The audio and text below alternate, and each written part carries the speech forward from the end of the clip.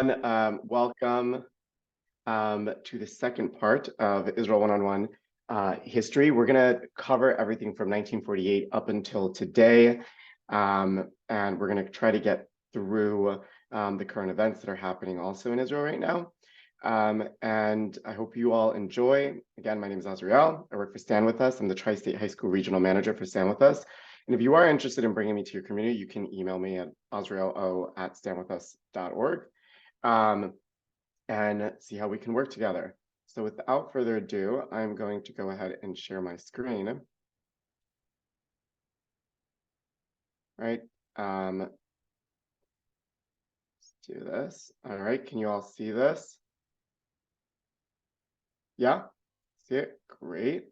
Give me 1 second here. Great. Great.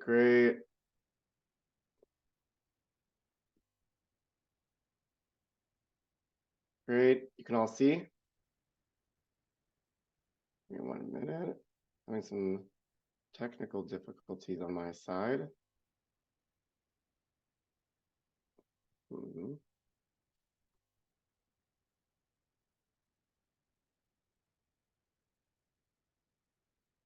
Yeah. Great. So today we are going to start at the sort of the rebirth, right, of Israel. So on May 14th, 1948, the British left and Israel declared itself independent after 1,900 years of being an oppressed minority, right? Across Europe, the Middle East, and other parts of the world, the Jewish people had finally regained their freedom and self-determination in their ancestral homeland. And this was an unprecedented, right, example of empowerment, if you will, and justice for an oppressed people. One that still, I would say, even today, struggle and inspire to keep Israel, what it's been for the Jewish community for so long. So for the Jewish community, this truly felt like a miracle, right? It was a miraculous liberation. But this also was a sort of a pivotal moment, I would say, in the beginning, in large part, because of the consequential, right, Arab-Israeli conflict that started, and it sort of being a central moment in the Israeli-Palestinian conflict. The day after Israel declared independence, the first phase of the Civil War moved into the second phase. And turning into an international conflict. The armies of Transjordan, Syria, Egypt, Saudi Arabia, Lebanon attacked Israel when the new state was born on May 15th. So as you can see from map 1 and the third map here, the Arab forces advanced deep into Israeli territory. Fortunately, Israel also secured more arms from abroad and was able to win the war despite being outnumbered in terms of troops, right, and being surrounded on all sides. Israel also secured more land than was initially planned in the UN partition plan, and acquired more land. And this war lasted until December 1949. When an armistice was signed, right? An armistice line. And this line a lot of people still talk about today, the armistice line. And this was not a peace treaty. And I want to make that clear that, these lines that you see on the third map were never accepted as like permanent borders by the Arab states. They were never agreed, right, that this was going to be the permanent border. It was just more of we are promising to stop fighting for right now. Right. And it is exactly, I would say, this lack of peace that would set the stage for decades of continued conflict between Israel and its Arab neighbors.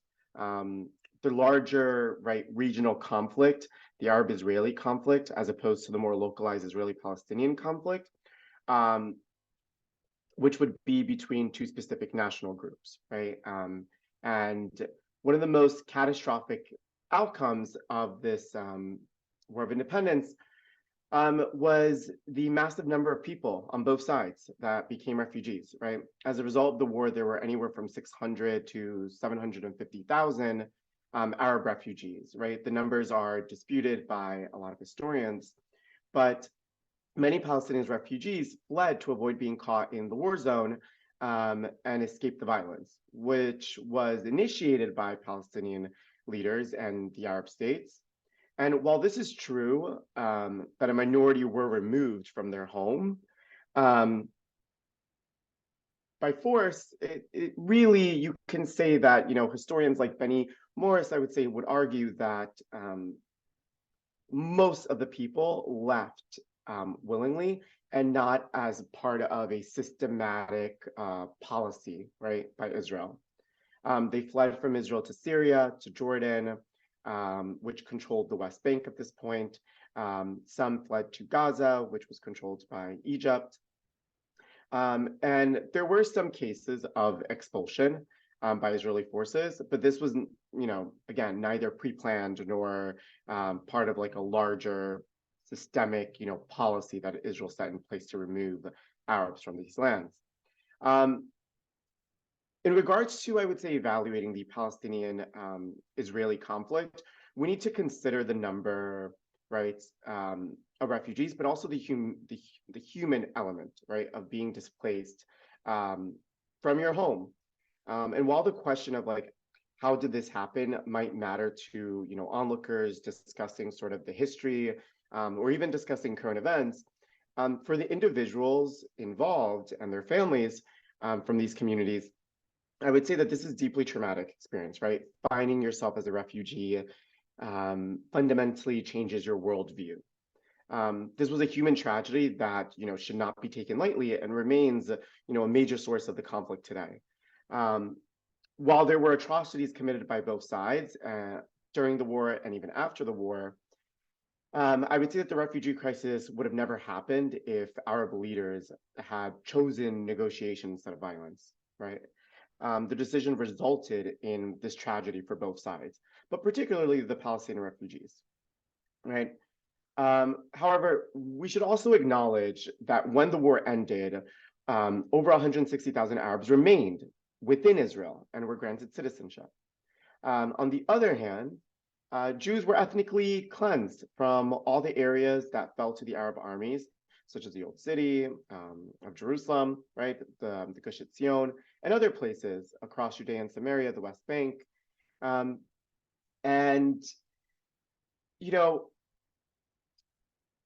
we often hear a lot about, these Palestinian refugees when we're talking about the War of Independence, right? What Palestinians refer to as the Nakba. While we almost certainly never hear when it comes to the discourse around Israel and Israel's establishment about the 850,000 Jewish refugees that were expelled from countries all over the Arab world, right? During the 20 years following the 1948 war, they, left behind assets that valued at more than, $300 billion, right? And this is also an absolute tragic and tragedy. And these families really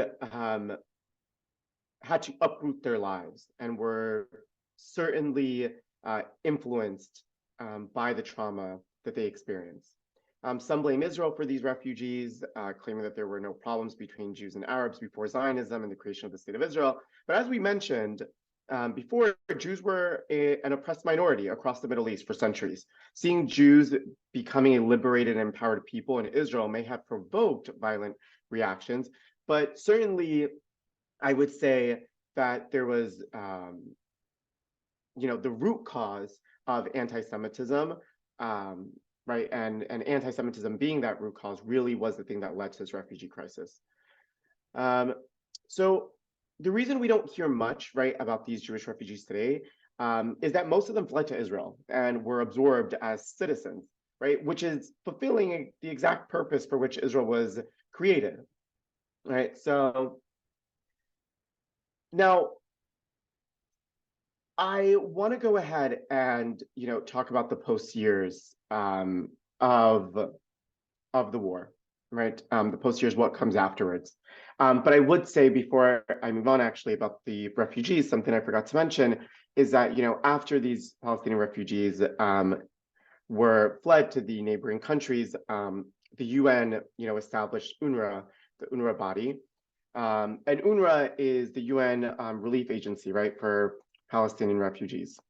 And UNRWA today functions basically as, provides services that you would think a government would provide, right? You would think the Palestinian Authority would be providing. This goes in terms of education, both, in schools in Lebanon, schools in the West Bank, schools in Gaza, right? And providing services, counseling, different services that you would initially get from your government. UNRWA fills that void today, right? But UNRWA also, a lot of people point to UNRWA and criticize UNRWA because it could also be seen as an organization that continues to fuel the Israeli-Palestinian conflict, right? The policy of the UN has always been on resettlement of refugees, right? The policy has never really been, the aim of the UN when they're dealing with refugees is usually never to return them back to where they had to flee, but rather resettlement wherever they ended up in. But with Palestinian refugees, you don't see the same happening. And Palestinians are also the only refugees that are able to pass down their refugee status to their kids. So today there's over 5 million Palestinian refugees registered with UNRWA. And the right of return for these 5-point-something million Palestinians living in various refugee camps, either in Lebanon, the West Bank, or Gaza, is one of the big three main negotiated things that need to be handled during a peace process in order to settle the dispute, right? But again, UNRWA is, coming under a lot of fire, especially now. Some of the reports currently coming out of Israel also that some of the hostages were kept in UNRWA schools, right? Those are first reports. More information is going to be released on that. But UNRWA is always at the center, usually, it comes into center focus when there's a flare-up of issues. The other, main issue with UNRWA is that it's run mostly by Palestinians themselves, right? Teaching in these schools, in the healthcare system, and a lot of other ways, right? There's been a lot of criticism of UNRWA. But again, after the war, right, of 1948, the Independence War, you went ahead and saw Jordan seize control of, the Jewish historical heartland of Judea and Samaria, known, as the West Bank, as well as the eastern section of Jerusalem, where the majority of, Jewish, Christian, and Muslim holy sites are located. Jordan renamed the area to the West Bank because this was the only part of Jordan on the west side of the Jordan River. Almost no nation recognized Jordan's occupation and attempted annexation of the West Bank as legitimate, right? At the same time, Egypt occupied the Gaza Strip. And by occupying these areas, Jordan and Egypt became the ruling parties, and functionally prevented the establishment of an independent Palestinian state during this time, right? All of the Jews living in these areas were expelled. There was no Jewish population in Eastern Jerusalem, the West Bank, and Gaza from 1949 until 1967. And I want to point out here that, this is quite literally the definition of ethnic cleansing. When you think about, an example of ethnic cleansing, this is it, right? This is like an actual example that it can't be argued that is anything else but ethnic cleansing of Jews from these areas, right? Jews were also prohibited from visiting these sites, praying at their holiest sites, such as the Western Wall in Jerusalem, right? It was under Jordanian control. Overall, I would say that, on a smaller scale, violence between Israel and the Arab neighbors continued after the War of Independence. And Israel faced a lot of serious strategic threats, right? Partly as a result of the small and how narrow it was, and with the Israeli population being centered in such a centralized area. As you can see on the map, like Israel's only 9 miles wide at the narrowest point, with the hostile Jordanian forces sort of sitting right on top of the border. Um, and again, these areas in Judea and Samaria and the West Bank are higher elevated than the rest of Israel, right? This was, the time period where Israel was still in a very precarious position, I would say. Um, and this brings us right to the 1967 war, right? The year Egypt attempted to cut off the Israeli shipping routes through the Red Sea, right? And Egypt at this time kicked out all of the UN peacekeepers who were stationed at the border with Israel. In the 1950s, Israel and Egypt claimed, had claims against each other, and really clashed, I would say, over the Suez Canal, right? It's known as the Suez Canal crisis, where Israel, with the backing of the UK and France, with these skirmishes happening along nearly all of Israel's borders, being really common, right? But Israel's next major military conflict was the Six-Day War in the summer of 1967, right? As you can see on the map, Egypt moved a large number of troops on the border with Israel. And really, they were followed by the Syrian army, later mobilizing themselves, Jordan and Iraq. In 1967, Israel was basically surrounded by hundreds of thousands of troops supplied by the Soviet Union. And Israelis feared for their life. And they also feared that this young country would be destroyed. This was, I think, reinforced by the rhetoric coming out of the Arab leaders. I'm sure you guys are seeing right now on your screen, this quote from the Syrian defense minister, and where he says the Syrian army, with its finger on the trigger, is united. The time has come to enter into a battle of annihilation, right? Now, after their sort of fruitless weeks of diplomatic attempts to defuse the crisis, Israel basically concluded that it had no choice but to preemptively attack the Egyptian and Syrian armies. So Israel struck Egypt on June 5th, 1967, and through diplomatic channels, Israel warned Jordan to stay out of the war, but instead Jordan began shelling Jerusalem and Tel Aviv, again, from its highly elevated positions. And this is why Israel ultimately sent its troops into the West Bank. Because of Israel's preemptive strike, it was able to achieve an overwhelmingly, and I would say even, shocking victory over the surrounding Arab armies. The war ended in just 6 days, hence the name, the Six-Day War. Israel really gained strategically vital buffer zones, you can say, right? The Golan Heights, the West Bank, including Eastern Jerusalem and the Old City, the Gaza Strip, and the entire Sinai Peninsula, territory that basically tripled the size of pre-1967 Israel. Right? Israel offered to trade almost all of the newly acquired land in return for peace. Right? They immediately offered the Sinai and the Golan Heights to Egypt and Syria, and called for negotiations with Jordan over the West Bank. Right?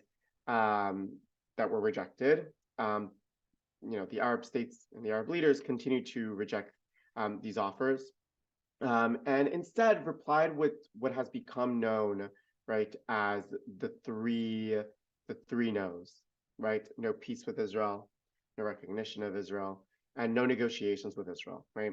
In 1968, Israel offered Jordan much of the West Bank and Gaza in return for peace, but Jordan refused. In the aftermath, you would say, of the 1967, some Jews began moving to Gaza and the West Bank and establishing communities there. Often, I would say, in places where Jews had lived before 1948, before they were ethnically cleansed from these lands in 1948. or during the time of the ancient Jewish kingdom, right?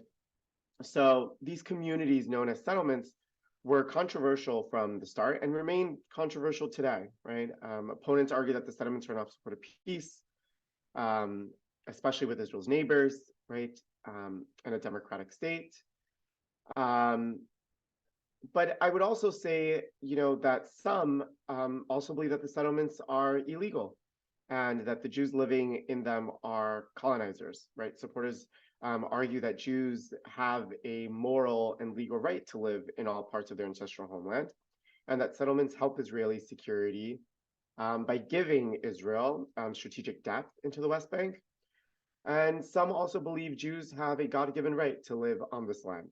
And then other, people feel as if, these settlements aren't necessarily an obstacle to peace. People that believe in the two-state solution, often would say, well, these settlements can just become part of a future Palestinian state, right? There's different ways of looking at the question of settlements, and you're going to get different answers depending on who you ask. Now, I would say that when we are talking about, right, this time in Israel, turbulent years, right, the 60s and the 70s, you see the rise of the PLO and more activities by Palestinian groups. In 1973, right, I would say that the tables turned. Again, when Egypt and Syria launched a surprise attack against Israel on Yom Kippur, right, Judaism's holiest day. And as a result of this war, you really saw, a new decade kind of wash over into the region, right? Egyptian leaders felt that they made up for the humiliation of the 1967 war, to some extent. They view the 1973 war was, partly as a victory for them, right? And still do, right? Because they were able to inflict a significant amount of damage upon Israel, right? Some Egyptian leaders, and most importantly, the president of Egypt at the time, Anwar Sadat, came to the realization that Israel was there to stay, right? Egypt moved away from this alliance with the Soviet Union and looked towards the US and the West to integrate, strategically and economically with the West. So Israel realized it may not be able to defend itself against Egypt and others as, decisively as it had in 1967 as a result of the pain and everything that happened during the Yom Kippur War. But with these shifts, right, in regional dynamics, as well as the awareness from Arab states that Israel would not disappear so easily, the president of Egypt at the time, Anwar Sadat, decided and was invited to come to Jerusalem by the Israeli Prime Minister Menachem Begin in 1977 to have discussions, right, begin discussions. This would lead to the 1979 Israeli-Egyptian peace treaty, and this was a monumental agreement where Israel agreed to return the entire Sinai Peninsula to Egypt, right? Some 93% of all the territories occupied in 1967, ending the bloodiest conflict in Israel's history, right? Egypt also relinquished their claim over Gaza, leaving Israel in control of the territory. Later on, right, in 1994, excuse me, skipped a slide here. Those were the 70s, right, making peace with Egypt.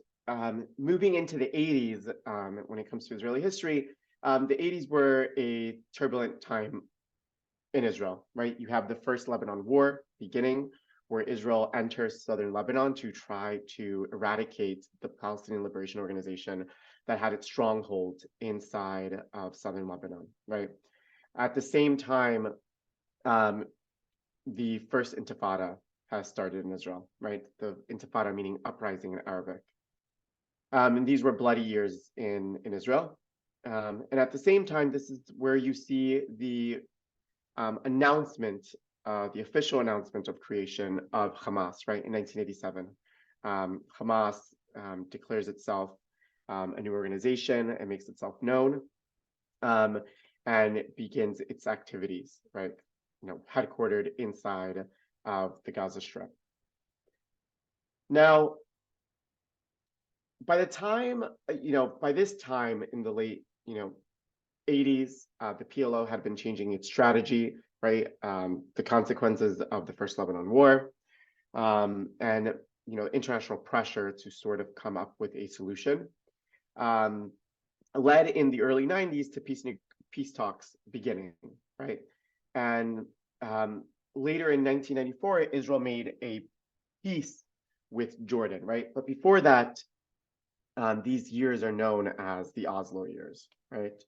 By the time that Israel had made peace with Jordan, Jordan had renounced its claims to the West Bank, and Israel was dealing with a group called the Palestinian Liberation Organization, like I mentioned before, the PLO, which was founded in 1964, right? And had been considered a terrorist group for decades as a result of these attacks, right, that were happening.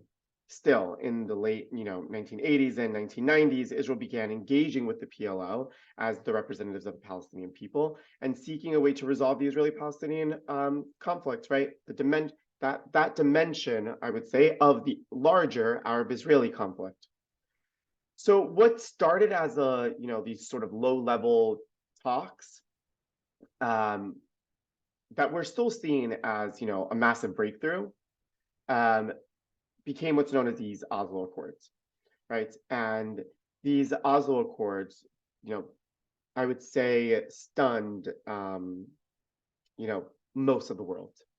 And for the first, time, there was this real sense of optimism, I would say, surrounding the Israeli-Palestinian conflict, right? Many ordinary Palestinians and Israelis, and a lot of world leaders, I would say, and academics and people from around the world actually believed that, that it was coming, right? The end was coming to the Israeli-Palestinian conflict. The basics of the Oslo Accords was an interim agreement with a 5-year time frame, right, or framework, if you will. The first 2 years would be the establishing of, institutions like the Palestinian Authority, and the final 2 would be negotiating the final status issues, right? Borders, securities, the refugees, like I mentioned before, and Jerusalem. Israel agreed to recognize the Palestinian Liberation Organization as the sole representative of the Palestinian people, right? Recognizing Palestinian autonomy in the West Bank and the Gaza Strip by withdrawing Israeli forces from parts of Gaza, Jericho, and facilitating sort of the creation of the Palestinian Authority, right? And right, I want to point this out here, that a lot of times you hear the claim that Israel is an apartheid state, and people talk about Palestinians inside of the West Bank not being able to go ahead and vote in Israeli elections. And it's really important to point out that this is really nothing like apartheid. Especially because Palestinians, are voting for their own government, right? They have actual representatives in the international stage, right? An actual government that votes, can hold elections, and that is responsible for providing them with services, right? And that's why they're not able to vote in Israeli elections, because they don't live under Israeli jurisdictions, right? Especially in areas A. But the PLO agreed to recognize Israel's right to exist and stop terrorism and incitement, right? And while the Oslo Accords led to immense optimism in practice, the results were, I would say, mixed, right? There was progress, but there was also disappointment, right? After the signing of the Accords, Hamas and other terrorist groups began a campaign of suicide bombing, and sort of to derail the peace, process as they were signing things internationally. There were actually more Israelis killed between 1993 and 2000 than in the 15 years before the agreement, right? Additionally, incitement against Jews in Israel increased, right? And this led, I would say, to like major political divisions within Israeli society. and delays in Israeli withdrawals from the West Bank and Gaza. There were also tens of terrorist attacks against Palestinians by Jewish extremists. Particularly, people point to Baruch Goldstein, right? Now, during this time, I would say that Palestinians experience, this frustration at the continued growth of Israeli settlements or communities in the West Bank. But still, Israel ended up withdrawing from significant amounts of land, right, as it agreed to do at the signing of the Oslo. Basically, ultimately leaving around 98% of the Palestinian population under the rule of the PA. Right, this led to the creation of areas A, B, and C, like I was mentioning before, in which this was supposed to be sort of, a temporary phase of the peace process. Again, it's a five-year framework, right? Now, right, there were several steps made. This peace with Jordan, like I mentioned earlier before. And, there were also some setbacks during this time. Especially, I would say, in 1995 with Rabin's assassination, right, being killed by an Israeli far-right extremist, right? But I really want to get into and talk about, right, the Camp David peace offering, right, in 2000, right? So the Camp David peace offering, right, in the early 2000s, Israel tried again to sort of put an end to the conflict, or to start the process of putting an end to this conflict, right, on the basis of territorial compromises. The Israeli Prime Minister at the time, Ehud Barak, and Palestinian Authority President Yasser Arafat met at Camp David, hosted by President Bill Clinton.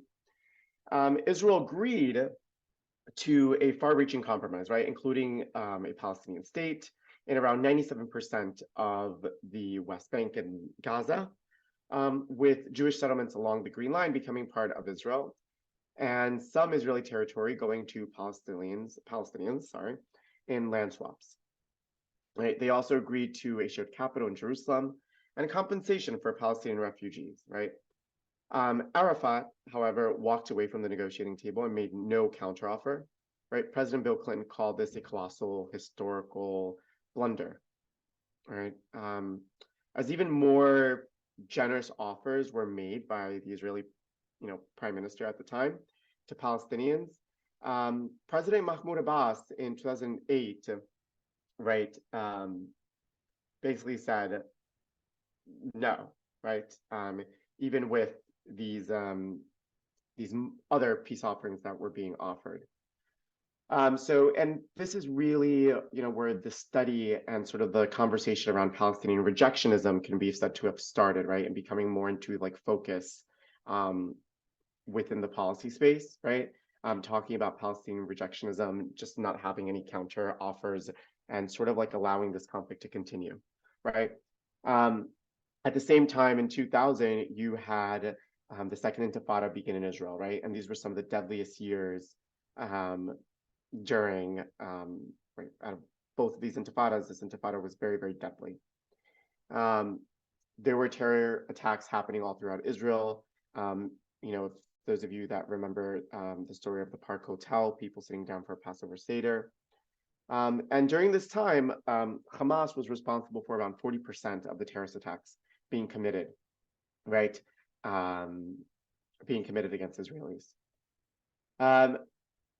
Now, in 2005, right, Israel pulled out all the settlements and military forces that it had inside of the Gaza Strip, right, including the around 8,500 families that were living in a collection of settlements known as Gush Katif in the southern part of Gaza, right?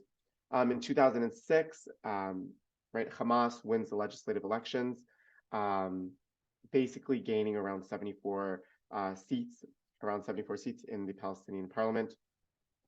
And being elected to power, right? Now, at the same time, the following year, Hamas decides that it's going to take over completely the Gaza Strip, and takes it over violently, as this, this sort of period is known kind of as a mini internal Palestinian civil war, if you will, right?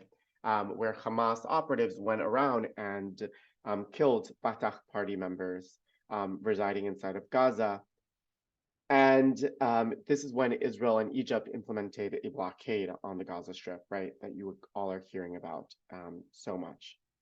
Now, again, this slide that you're seeing here is just recounting, again, the Camp David plan and the Olmert plan in 2008 that, again, Mahmoud Abbas rejected, right? And this plan was even more generous than the previous one because it gave, Palestinians 100% of Gaza, 100% of the West Bank after land swaps, right? And uprooting tons of Israeli settlements within borders of Palestine and a shared capital, right, in Jerusalem. Israel would contribute to, a fund for refugee reparation, and 5,000 refugees would be allowed into Israel, plus more in a sort of family reunification program, right? So very generous offer, way more generous than the previous offers. Now, there have been several, conflicts with Hamas over the years, right? After Israel pulled out in 2005, there have been other conflicts with Hamas, both in 2008, 2012, 2014, and 2021. We do have presentations that go into depth about these different, conflicts between Israel and Hamas. But what you need to know, basically, is essentially that Hamas and Israel have been engaging in these skirmishes basically since Hamas completely took over in their coup, the Gaza Strip. Now, this last attack obviously is very different in nature and will, forever change the relationship between Israel and the Gaza Strip. Now, there are other things and other threats to keep in mind and other conflicts to keep in mind, right? There's been a wave of violence in the West Bank, right? Basically with the loss of control by the PA in some of these areas, including Jenin, right? You have new terrorist groups popping up in places like Jenin, one of them being the Lion's Den, right? But then you also go ahead and see Hezbollah, right, with over 100,000 rockets pointed at Israel, and also higher level carrying capabilities, right? Like Hezbollah is not Hamas, right? Hezbollah has precision missiles that can strike anywhere within Israel and can inflict serious damage on the Jewish state. And it is a completely different beast than Hamas, and war with Hezbollah would look very differently, right? Again, Hamas and Hezbollah are both backed by Iran. And Iran really poses an ongoing, and the Iranian regime really poses an ongoing threat to Israel just because of the nuclear and ballistic missile programs that it has. Also just the large number of soldiers and just the overall military capabilities that Iran has. But again, there are hopes. There is hope, I would say. Over the last couple of years, you've seen a lot of peace sweeping through the Middle East, especially with the signing of the Abraham Accords. We have countries like Bahrain and Morocco, the UAE, and Sudan signing peace agreements with Israel, right? And this has ushered in a new era of peace. Something I'll say about the Abraham Accords, it's while this peace is great, and while it's amazing that Israel's, having diplomatic and economic ties strengthened between itself and its neighbors, at the same time, you see record, low approval ratings among the populations in these countries for the Abraham Accords, right? Both before the October 7th attack and even afterwards, right? But again, peace on paper is still very much alive. And I would say that the Abraham Accords, especially the peace between people, obviously is a lot warmer between the countries that signed on to the Abraham Accords, as opposed to Jordan and Egypt, which Israel has had peace with for a longer time. But that doesn't necessarily mean that there's peace between the people, right? There's, I feel like, a lot more warmer relations between Israel and the countries that signed the Abraham Accords. Now, there's been internal tensions, right, in Israel from the 1990s until today, right? There's massive economic growth in Israel. There's been developments in the startup nation, progress in LGBTQ rights, and other causes, right? There's a vibrant cultural development happening in Israel and contributions, right? You see Israeli artists and Israeli musicians being prized worldwide, and many other sectors, that have to do with cultural development that Israel is contributing to heavily across the world. But there's also tensions and there's protests, right, over the cost of living in Israel, right, the loss of basically the single family home in Israel, where it's basically unattainable now for a lot of people to be able to afford a single family home, right? So there's a lot of changes and a lot of tension over the cost of living. Also, the divide that we're seeing between religious and secular Israelis in the country has hit an all-time high, especially right before the October 7th attack. As many of you probably know, there were protests happening in Israel essentially for months, every single weekend, over the planned judicial overhaul, coup, reform, whatever you want to call it. And there was major political divisions over this. And you saw Israeli society divided like it's almost never been, right? Very outwardly divided. Now, that's Israel today, really, right? I think something that gives me a lot of hope is that although Israel was very much divided before October 7th, and like we said, you saw some of the largest protests in Israeli history, I think something to also keep in mind is that now, after the October 7th attack, Israeli society has come together, right? You still are seeing divisions within the society. You still are seeing clashes between, I would say, different tribes in Israel, if you will. But Israeli society has really come together behind the war efforts, right? And the same people that were out there protesting or refusing to show up to reserve duty are showing up for reserve duty, are helping to organize food banks and organize medical supplies, and have really come together during this time, right? And putting aside the internal conflicts that were happening prior to the October 7th attack. And I think that that's something to be really proud of, and is really amazing to see and inspirational to see how the country can put aside those differences and come together to defend its people. So that really concludes this presentation of Israel One-on-One. I can open it up, depending on how much time we have left, I can open it up to questions, or Rachel, however you want to proceed. Yeah, you can open it up to questions. Anybody, I know that there's no questions or in the chat right now or in the question and answer box, but if anybody has and would like to either unmute yourself or put it in the chat if you have any questions for Azriel, even if it doesn't necessarily pertain to the things that he spoke about today or in the last presentation, he is very well knowledgeable, not only for the teens that he serves in high school, but obviously you guys as well. So if you have any questions, please let us know. I also added Azriel's email in the chat. I will do so again so that if you would like to bring him to your community or you just have questions for him, you can email him as well. I want to thank you so much, Azriel. We're really grateful that you were able to present and kind of give us this much needed overview on the history of Israel pre-state and post-state as well. And hopefully the month of Hanukkah will bring increased miracles and light to not only ourselves, the Jewish people, but the world as well. So if there are no questions, we can end now, but thank you so much. And I hope that you guys have a lovely Shabbat and a great Hanukkah. Thank you, everyone.